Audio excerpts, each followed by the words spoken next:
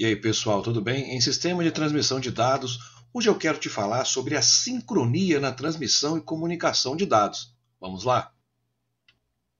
Na transmissão de dados binários por um determinado enlace, nós podemos fazê-lo basicamente de dois modos, ou no modo paralelo ou no modo serial. A transmissão serial, ela se caracteriza por ter um bit após o outro. Portanto, nós precisamos de apenas um único canal de comunicação de dados, ao invés de N canais, por exemplo, que são utilizados na transmissão paralela. Esse único canal será utilizado para transmitir dados em série entre o transmissor e o receptor. De modo geral, a transmissão serial ela pode ser classificada de três formas: a forma síncrona, a forma assíncrona e a forma isócrona. Transmissão serial assíncrona.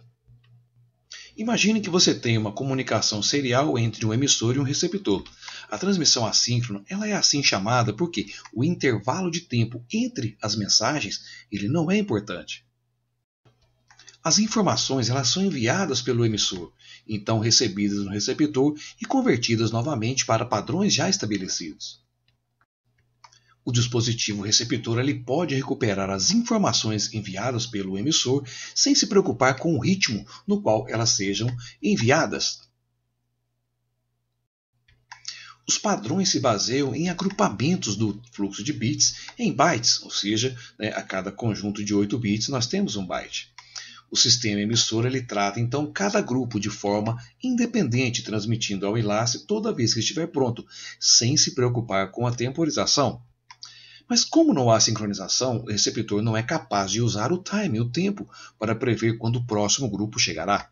Então você tem que se perguntar, como pode o receptor entender cada grupo separadamente? Como ele entende aquilo que foi enviado?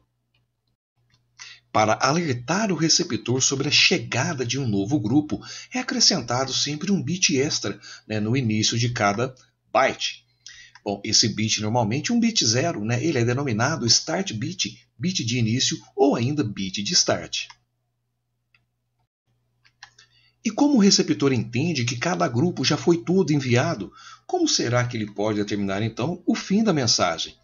Bom, para que o receptor saiba que o byte foi finalizado, um ou mais bits adicionais são anexados ao final do byte mensageiro.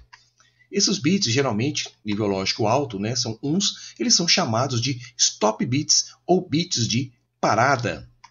Bom, os bits de start e de stop alertam então o receptor sobre o início e o final de cada byte, e então eles permitem que haja uma certa sincronia com o fluxo de dados. Bom, esse mecanismo então é chamado de assíncrono, pois em nível de byte, o emissor e o receptor eles não precisam estar sincronizados. Tudo é baseado no bit start, mensagem e no bit stop. Quando o receptor ele detecta então um bit de start, ele configura um timer e inicia então a contagem de bits à medida que eles vão chegando. Após n bits, o receptor então procura um bit de stop, o bit de parada. Assim que ele detecta o bit de stop, ele aguarda até detectar o próximo bit de start, referente ao próximo grupo que será enviado. O intervalo entre o bit de stop e o bit de start, ele não interfere na comunicação. Nós temos assim uma transmissão serial assíncrona. Transmissão serial síncrona. Na transmissão síncrona, o fluxo de bits ele é combinado em frames mais longos, que podem conter vários bytes de informação.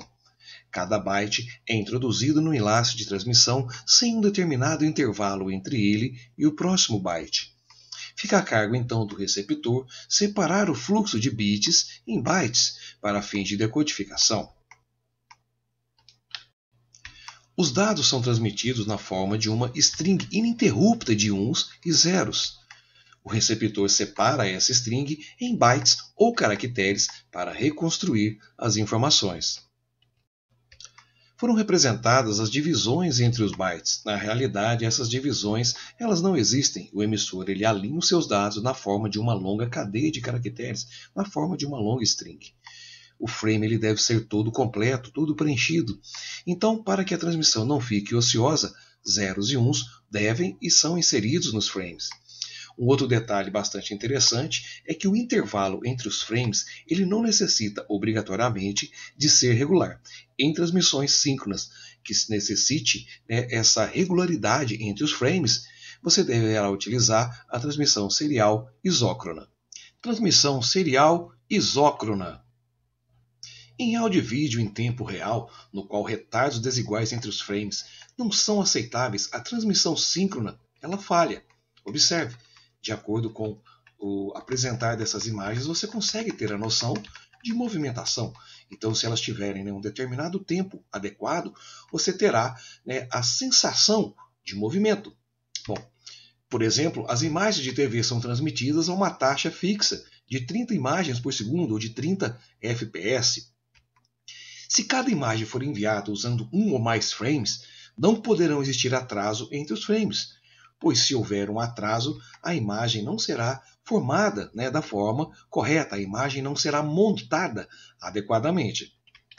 Para esse tipo de aplicação, somente a sincronização entre caracteres ela não é suficiente. Então, em substituição à serial síncrona, nós precisamos que nós tenhamos um fluxo inteiro de bits, né, para que então a nossa sincronia, né, a nossa apresentação da imagem ou áudio seja adequada. Então, a transmissão isócrona ela garante que dados cheguem a uma taxa fixa. É dessa forma que nós garantimos a sequência do envio dos nossos frames. Mas como será mesmo que a transmissão isócrona consegue realizar essa tarefa? Você já pensou nisso? Bom, além da taxa fixa de transmissão, ela também incorpora um clock, né? O sinal de sincronismo está embutido, né, na própria mensagem a ser enviada. Ou seja, é como se pegássemos algumas ideias da serial síncrona, ou algumas ideias de start bit, stop bit, por exemplo, da serial assíncrona, e enviássemos tudo num único elemento. Com isso, você consegue uma alta taxa de transferência de pacote de forma contínua e também sem verificação de dados, né? Isso também facilita a formação contínua de imagens, sem causar, por exemplo, atrasos e delays. Obviamente, tudo isso vai ser muito útil para as aplicações onde houver a necessidade da transferência de grande quantidade de dados e que também não haja obrigatoriedade de precisão. Bom, galera, com relação a esse tema, era o que eu queria apresentar para vocês. Deixe seu like, seu dislike, faça comentários, sugira temas, inscreva-se no canal, tudo isso é muito importante. Espero que estejam e fiquem bem. Um forte abraço a todos.